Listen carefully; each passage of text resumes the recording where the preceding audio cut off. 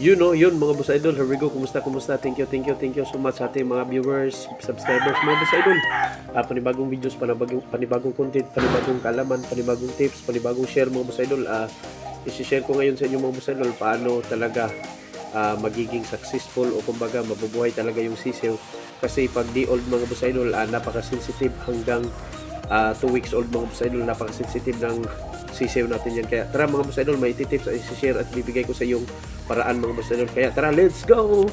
Yun mga boss idol, ngayon mga boss idol, i-share at ipapakita at ituturo ko sa inyo mga boss idol kung ano ang tekniko sa sarili ko mismo mga boss idol, sariling karanasan, based on what I encountered and experienced mga boss idol, sarili ko talaga mga boss idol. Kasi may ibang mga vlogger mga boss idol, nagtitip sila pero nagbabase lang sila sa mga napanood nila mga boss idol.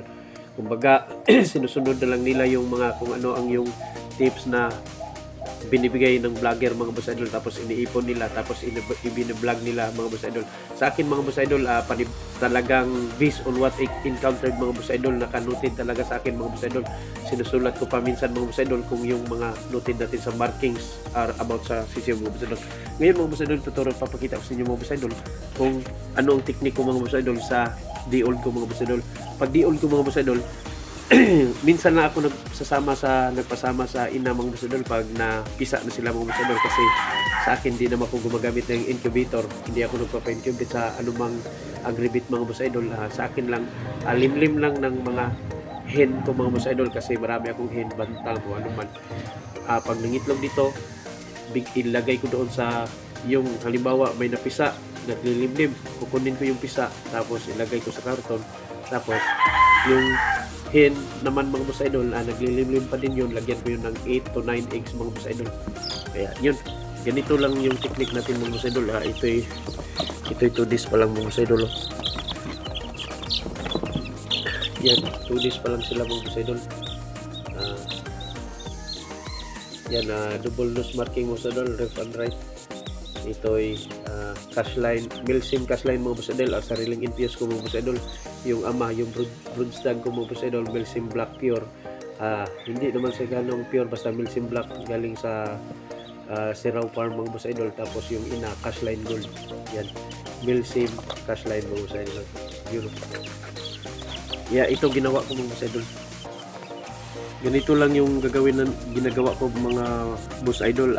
Routine ko na to pag may bagong sisiw mga boss idol. Ganito lang mga boss idol yan.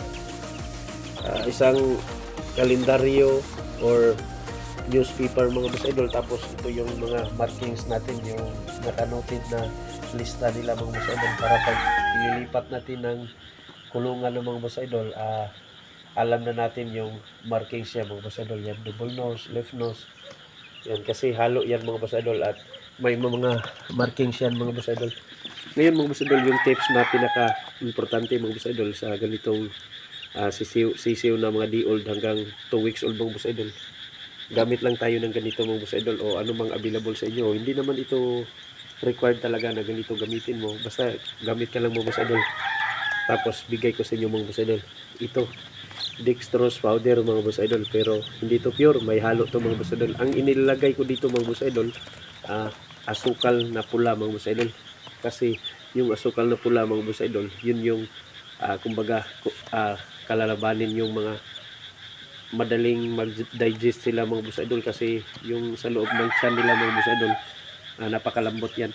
Yung laman nito mga boss idol, dextrose powder, asukal na pula, at saka Vitamin Pro mga boss idol. Ito na yung kulay mga boss idol. Nakita ko sa inyo mga boss idol.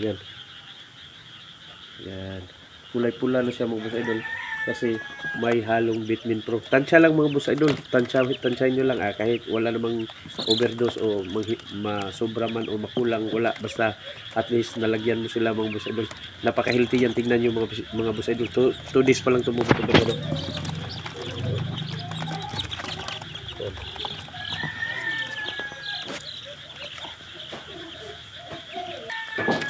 Yun mga boss idol, 2 days pa lang to. Sana magiging successful, kahit may mga ginagawa tayo mga boss idol, minsan pa din mga boss idol, magiging error mga boss idol, mamamatay pa din. Hindi pa din natin alam, hala pa din ng Panginoon kung ibibigay talaga sa inyo yung sisiw na yun mga boss idol.